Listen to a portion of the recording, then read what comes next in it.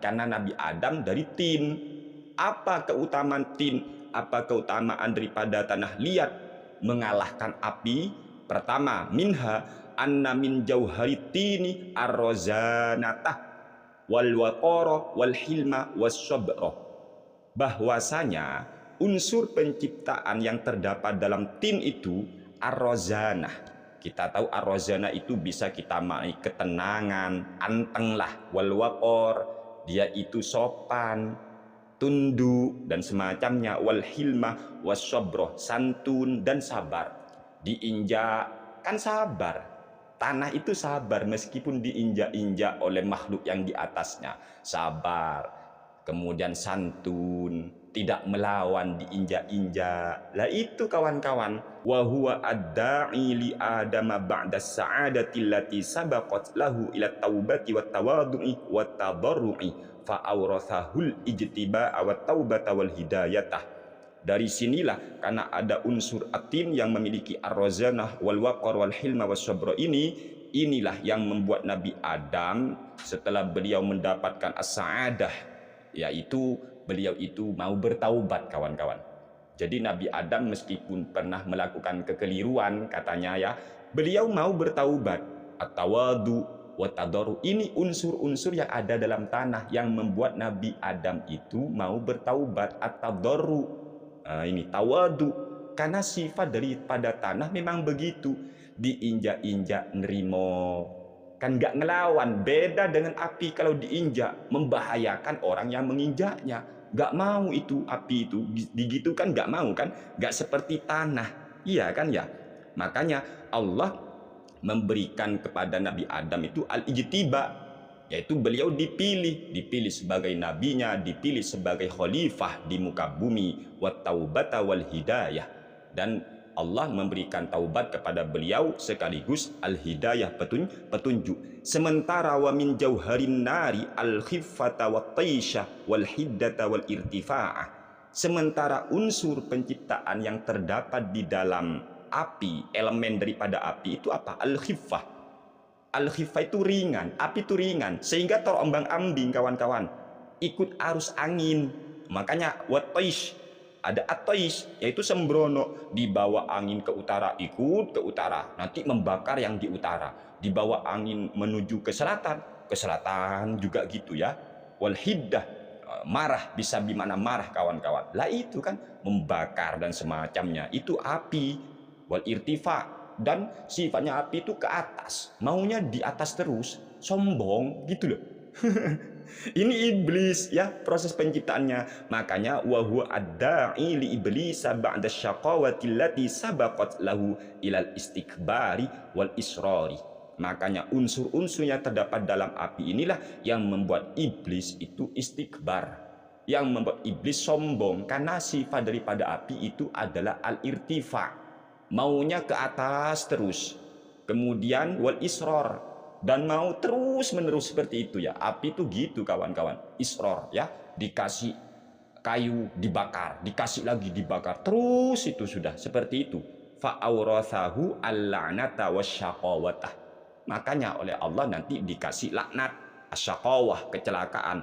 Wali annabtina sababu jam'il asya'i wan naru sababu tafarruqiha, tanah itu sababu jam'il asya, penyebab sesuatu itu terkumpulkan, berkumpul di tanah lah kan gitu.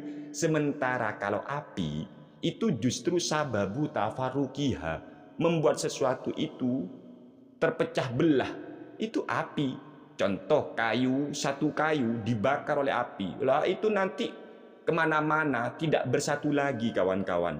Jadi at-tafarruq, sudah berpisah.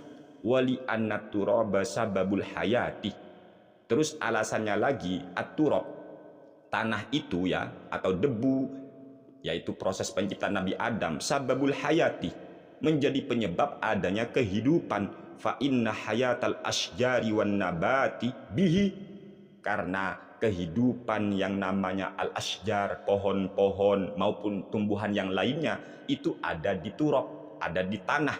Wan naru sababul halaki, sedangkan api itu penyebab al-halak, kebinasaan, kematian. Makanya apapun yang sudah ada di atas api mati, kawan-kawan, mati. Dan kita tahu di antara alasannya lagi apa? Ternyata debu itu menjadi alat bersesuci. Kemudian di riwayat-riwayat itu, di surga nggak ada api, nggak dicantum, nggak ada nama api di surga. Yang ada aturok, kawan-kawan. Gitu deh. Kemudian di neraka juga begitu, nggak ada, ya, nggak ada lafaz aturok kalau di neraka. Itu ada di kitab apa itu tafsir Al-Qurtubinya.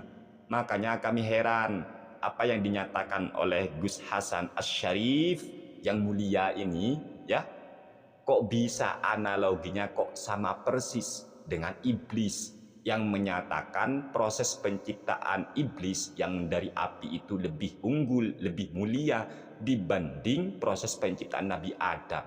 Kok sama persis ya dengan iblis? Iki piye? Iki piye?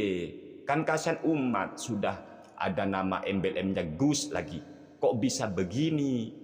Buka itu kitab-kitab tafsir, tafsir Al-Baghawi, tafsir Ibnu Katsir, tafsir Al-Qurtubi. Semua begitu penjelasannya, bahwa logika yang digunakan iblis untuk menyatakan dirinya lebih agung, lebih mulia dibanding Nabi Adam hanya karena unsur penciptaan dirinya dari api, sedangkan Nabi Adam dari tanah liat, itu yang membuat dirinya merasa lebih mulia daripada Nabi Adam. Justru itu dibantah.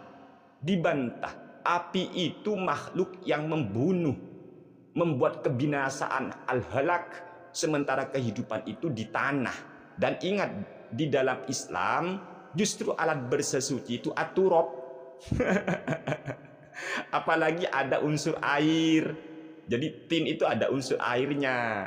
Lah, air, debu itu alat bersesuci, bukan api. Masa alat yang menghancurkan itu mau disebut lebih mulia? Iki piye? Kok logika iblis dipakai? Na'udzubillah min dzalik. Hal ini kami lakukan hanya untuk meluruskan. Kami cinta kepada siapapun termasuk kepada beliau ini. Tapi kalau salah fatal, apalagi logika iblis yang dipakai untuk membenarkan dirinya lebih mulia dibanding Nabi Adam, ana khairum minhu khalaqtani min narin wa khalaqtahu min tin, itu yang kok malah dikeluarkan di medsos. Lah, ini harus kita bantah, kita harus luruskan. Kasihan umat Rasulullah Shallallahu Alaihi Wasallam biar tidak meniru logikanya iblis. Semoga apa yang kami sampaikan ini bermanfaat untuk kita semua. Amin ya rabbal alamin. Kurang lebihnya mohon maaf yang sebesar-besarnya. Hadanallahu wa iyyakum ila siratal mustaqim. Wallahul muwaffiqu ila aqwamit thoriq. Wassalamu alaikum warahmatullahi wabarakatuh.